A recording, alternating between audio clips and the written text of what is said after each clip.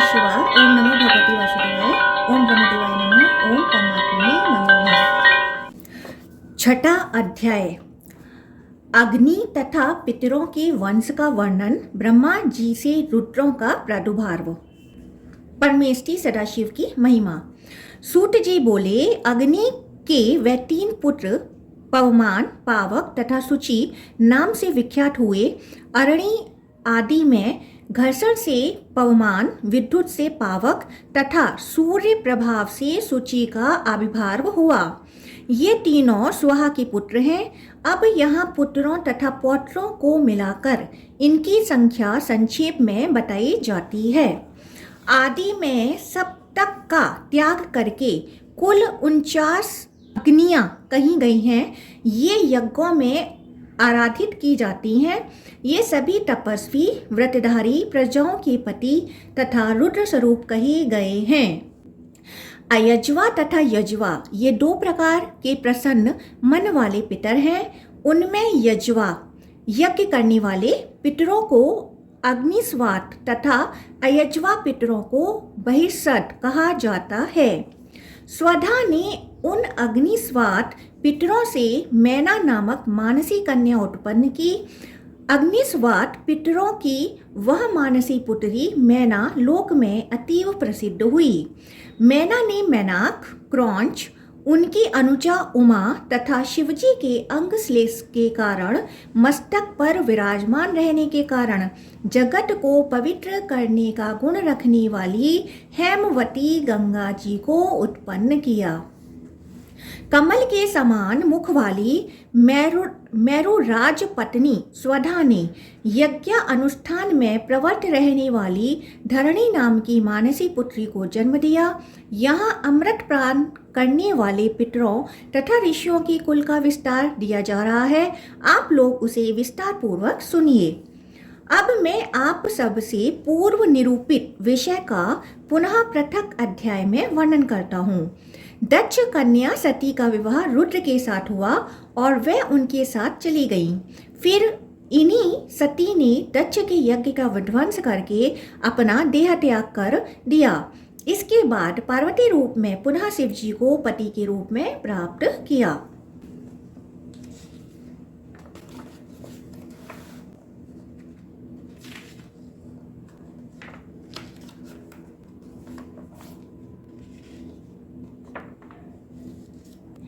हे मुनि साधुलों, उन पार्वती जी का ध्यान करके ब्रह्मा जी की प्रार्थना पर नील लोहित महादेव जी ने क्षण भर में लीला पूर्वक अपने ही तुल्य तथा समस्त लोकों के वंदनीय अनेक रुद्र उत्पन्न कर दिए। उन रुद्रों ने सभी 14 भुवनों को पूर्ण रूपेण व्याप्त कर लिया।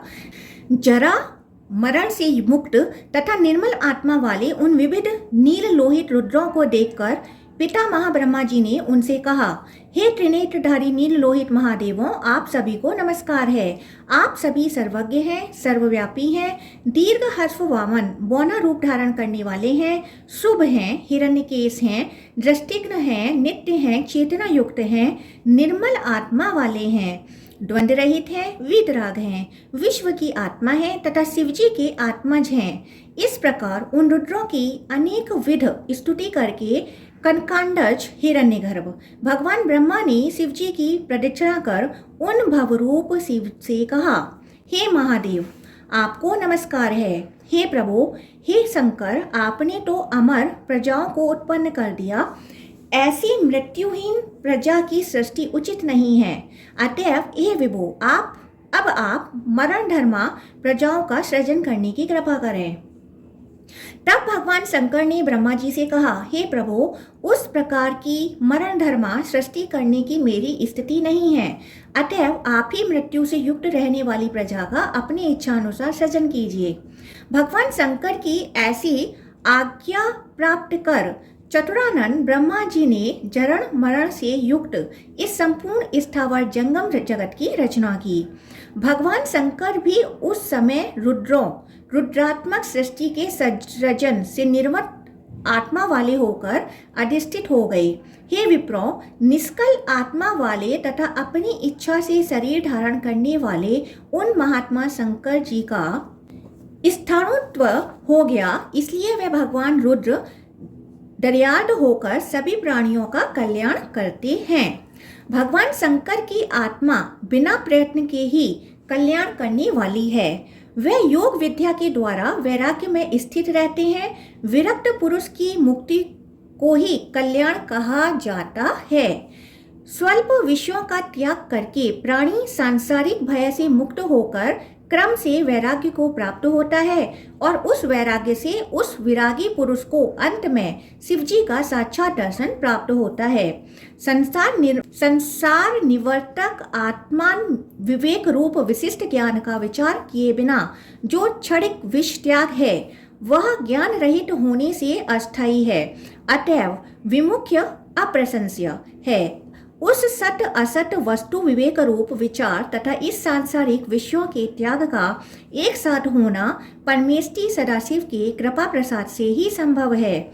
इस लोक में धर्म, ज्ञान, वैराग्य तथा ऐश्वर्य शिव जी की ही कृपा से प्राप्त होते हैं। वे कल्याण करने के कारण शंकर हैं, पिनाक नामक धनुष धारण करने के कारण पिनाकी हैं तथा उनका कंठ नीला एवं देह लाल होने के कारण नील लोहित हैं। जो प्राणी शंकर जी का आश्रय ग्रहण करते हैं अर्थात उनके शरणागत होते हैं, वे सभी मुक्ति प्राप्त करते हैं। भगवान शंकर के आश्रित महान पापी भी अत्यंत भयावह नरकों को नहीं प्राप्त होते हैं, वे शिव जी के शाश्वत पद को पाते हैं। इस विषय में कोई भी संदेह नहीं है। ऋषिगण बोले, अहंकार घोर से लेके माया पर्यंत विभिन्न प्रकार के कुल 28 करोड़ नरक हैं। उनमें जाकर पापी प्राणी अपने द्वारा किए गए कर्मों के फल भोगते हैं। ये वही प्राणी होते हैं जो शिव, रुद्र, शंकर, नीलोहित सभी प्राणियों के आश्रय, अव्यय, जगतपति, विराट, पुरुष, परमात्मा, पुरुहूत, पुरुषतुत, तमोगुण की प्रधानता होने पर काल रुद्र रूप, रजोगुण की प्रधानता होने पर ब्रह्मा रूप, सत्वगुण की प्रधानता होने पर सर्वव्यापी विष्णु रूप तथा गुण रहित होने पर महेश्वर रूप भगवान महादेव जी का आश्रय ग्रहण नहीं किए होते हैं। हे महामते, अब हम लोगों की यह सुनने की उत्कृष्ट अभिलाषा है कि किन किन कर्मों के करने अथवा न करने से मनुष्य नरक को प्राप्त होते हैं। इस प्रकार श्रीलिंग महापुराण के अंतर्गत पूर्व भाग में शंकर महात्मा वर्णन नामक छठा अध्याय पूर्ण हुआ। 7वां अध्याय माहेश्वर योग का प्रतिपादन, 28 व्यासों तथा 14 मनुओं की नामावली, विभिन्न युगों में हुए माहेश्वर योगा अवतारों का वर्णन। सूत जी बोले, हे मुनीश्वरों, अब मैं संक्षेप में अमित तेज वाले सर्व तत्वदर्शी भगवान शंकर के रहस्य तथा श्रेष्ठ प्रभाव का वर्णन करूंगा। सभी तत्वों को जानने वाले, परम वैराग्य को प्राप्त, प्राणायाम आदि योग के 8 साधनों से युक्त तथा करुणा आदि गुणों से संपन्न बड़े बड़े योगी जन नानाविध कर्म करके भी अपने कर्मा अनुसार नरक तथा स्वर्ग में जाते हैं। भगवान शंकर की अनुकंपा से ज्ञान उत्पन्न होता है, ज्ञान से योग में प्रवृत्ति होती है और योग से मुक्ति की प्राप्ति होती है। इस प्रकार उन्हीं शिव जी की कृपा से सब कुछ सिद्ध होता है। ऋषिगण बोले, हे योग वेताओं में श्रेष्ठ सूत जी, शिव जी की कृपा से ही यदि विशिष्ट ज्ञान तथा योग होता है तो उस ज्ञान स्वरूप दिव्य माहेश्वर योग का आप वर्णन कीजिए। विविधता संपन्न तथा चिंता रहित भगवान शिव योग मार्ग के द्वारा किस प्रकार तथा किस काल में प्राणियों के ऊपर अनुग्रह करते हैं। सूत जी बोले, प्राचीन काल में देवताओं, ऋषियों तथा पितरों की सन्निधि में शिलाद पुत्र नंदी के द्वारा ब्रह्मा पुत्र सनत कुमार से जिस योग के विषय में कहा गया था उसे आप लोग सुने। हे सुव्रत ऋषियों, द्वापर के अंत में व्यास के अवतार, योगाचार्यों के अवतार तथा कलयुग में शिवजी के अवतार, प्रभु के पवित्र अंतकरण वाले 4 शिष्य और बहुत से प्रशिष्य हुए। वे सब महेश्वर की कृपा से ही योग में प्रवृत्त हुए। इस प्रकार वह ज्ञान क्रमशः शिष्य परंपरा के माध्यम से ब्राह्मण, क्षत्रिय तथा वैश्यों को भगवान शिव की कृपा से उनके मुख से प्राप्त हुआ। ऋषिगण बोले, प्रत्येक द्वापर में किन किन कल्पों में तथा किन मनवंतरों में कौन कौन व्यास हुए हैं, आप उनके विषय में हम लोगों को बताइए। सूत जी बोले, हे द्विजों, वर्तमान वराह कल्प तथा वैवस्वत मनवंतर में एवं अन्य मनवंतरों में भी जो व्यास तथा रुद्र हुए हैं, उन सभी ज्ञान प्रदर्शक महात्माओं के विषयों में वेदों तथा पुराणों के अनुसार मैं यथाक्रम कहता हूँ, आप लोग सुनिए। हे द्विजों, क्रतु, सत्य, भार्गव, अंगीरा, सविता, मृत्यु, बुद्धि संपन्न, सतक्रतु, मुनि श्रेष्ठ, वशिष्ठ, सारस्वत, त्रिधामा, मुनीश्वर, त्रिवर्त, सततेजा, साक्षात धर्म स्वरूप नारायण, तरच्छु, बुद्धि युक्त अरुणी, देव, कृतंजय, रतंजय, भारद्वाज, कवि श्रेष्ठ गौतम, साक्षात मुनि स्वरूप वाचस्रवा, परम पावन सुषमायणी मुनि, तृणबिंदु, रुच्छ, शक्ति, शक्तिपुत्र पाराशर, जातुकन्य तथा साक्षात विष्णु स्वरूप मुनि कृष्ण द्वैपायन, ये 28 व्यास हुए। इसी प्रकार कलयुग में क्रम से जो योगेश्वर हुए, कल्पों में तथा सभी मनवंतरों में महेश्वर के जो असंख्य अवतार हुए, कली में विशेष महिमा के कारण रुद्रों तथा व्यासों के जो अवतार हुए, वह श्वेत वराह कल्प के वैवस्वत मनवंतर में तथा अन्य मनवंतरों में जो अवतार हुए, उन सभी के विषय में मैं आप लोगों को बताऊंगा, आप सब सुने। ऋषिगण बोले, हे सूत जी, सर्वप्रथम आप वराह कल्प तथा अन्य कल्पों के मनवंतरों का वर्णन कीजिए। तत्पश्चात वैवस्वत मनवंतर में हो चुके सिद्धों के विषय में बताइए। सूत जी बोले, हे द्विजों, आदि मनु स्वांभु मनु है, उनके बाद सरोचिस मनु हुए। इसी प्रकार क्रम से उत्तम, तामस, रैवत, चाक्षुष, वैवस्वत, सावर्णी, धर्म, सावर्णिक, पिंसग, अपिंस, घाव, सबल तथा वर्णक, ये आकार से लेकर औकार पर्यंत 14 स्वरों के रूप वाले 14 मनु कहे गए हैं। हे उत्तम ब्राह्मणों, श्वेत, पांडु, रक्त, ताम्र, पीत, कापिल, कृष्ण, श्याम, धूम्र, सुधूम, अपिसंग, पिंसग, त्रिवर्ण, सबल तथा कालंधुर, ये 14 वर्ण रंग उन पवित्र मनुओं के कहे गए हैं। इस प्रकार वह 14 मनु स्वांभुव आदि नामों से, आकार आदि वर्णों से तथा श्वेत आदि वर्णों रंगों से अभिहित किए गए हैं। सभी मनवंतराधिपति संक्षेप में स्वरात्मक कहे गए हैं। ये वर्तमान सुरेश्वर वैवस्वत मनु ऋकार रूप कृष्ण वर्ण तथा क्रम में 7वें हैं। बीते हुए तथा अनागत कल्पों में युग के आवर्तनों पर आने वाले योगी रूप उस वैवस्वत मनु के बारे में बताता हूँ। वर्तमान कल्प को श्वेत वराह कल्प जानना चाहिए। अब मैं इस कल्प के 7वें वैवस्वत मनवंतर में महेश्वर के योग अवतारों तथा शिष्यों प्रशिष्यों का वर्णन करता हूँ। सभी कालों में तथा युगावर्तनों में योग अवतारों को भलीभांति समझकर उन्हें बताता हूँ। आदि कली अर्थात स्वांभु मनु के प्रथम कली में रुद्र का श्वेत नामक अवतार हुआ।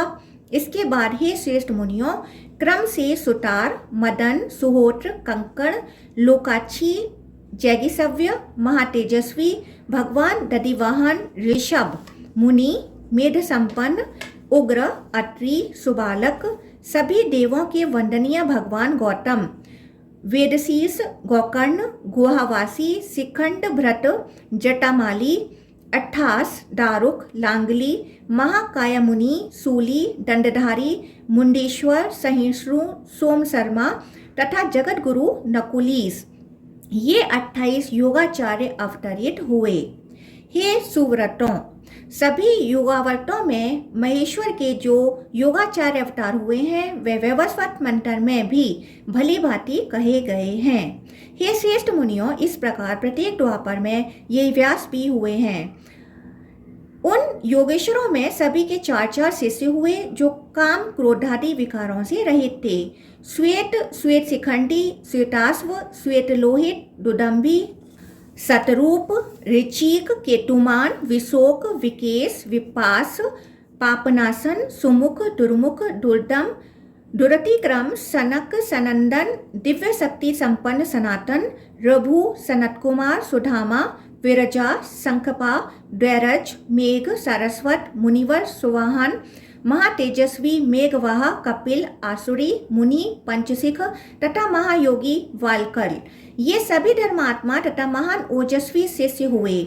इसी क्रम में पुनः पाराशर गर्ग, भार्गव, अंगीरा, बलबंधु, निरामित्र, केतुश्रंग, तपोधन, लंबोदर, लंब, लंबाच, लंबकेशक, सर्वज्ञ, समबुद्धि, साध्य, सर्व, सुधामा, काश्यप, वशिष्ठ, विरजा, अत्रि, देवसर, श्रवण, सविष्ठ, कुणी, कुणिबाहु, कुशरीर, कुनेत्र, कश्यप, उष्णा, च्यवन, बृहस्पति, उतथ्य, वामदेव, महायोग, महाबल, वाचश्रवा, सुधीक, शावास्व, यतीश्वर, हिरण्यनाभ, कौसल्य, लोकाक्षी, कुठुमी, सुमंतु, विद्वान, बर्बरी, कबंध, कुशीकंदर, प्लच, डालभ्याणी, केतुमान, गोपन, बल्लाभी, मधुपिंग, श्वेतकेतु, तपोनिधि, उसित, बृहस्पति, देवल, कवि, सलिहोत्र, अग्निवेश, युवनाश्व, सरदोसु, छगल, कुंडकर्ण, कुंभ, प्रवाहक, उलूक, विद्युत, मंडूक, आश्वलायन, अच्छपाद, कुमार, उलूक, वत्स, कुशिक, गर्भ, मित्र, कौरुष्य नाम वाले शिष्य भी हुए। सभी युगवर्तों में योगाचार्यों के ये महात्मा शिष्य कहे गए हैं। ये सब विमल आत्मा वाले, सिद्ध, ब्रह्मनिष्ठ, ज्ञान तथा योग में निरत रहने वाले, भस्म विभूषित शरीर वाले तथा शैवी दीक्षा से संपन्न हैं। इनके भी सैकड़ों हजारों शिष्य तथा प्रशिष्य पाशुपत योग प्राप्त कर शिवलोक के अधिकारी हुए। देवता से लेकर पिशाच पर्यंत सभी प्राणी पशु कहे गए हैं। उनका पति अर्थात स्वामी होने के कारण सर्वेश्वर शिव को पशुपति कहा जाता है। हे द्विजों, सभी को परम ऐश्वर्य की प्राप्ति कराने हेतु उन पशुपति रुद्र के द्वारा प्रवर्तित योग पाशुपत योग के नाम से जाना जाता है। इस प्रकार श्रीलिंग महापुराण के अंतर्गत पूर्व भाग में मनु व्यास योगेश्वर तच्छिष्क कथन नामक 7वां अध्याय पूर्ण हुआ।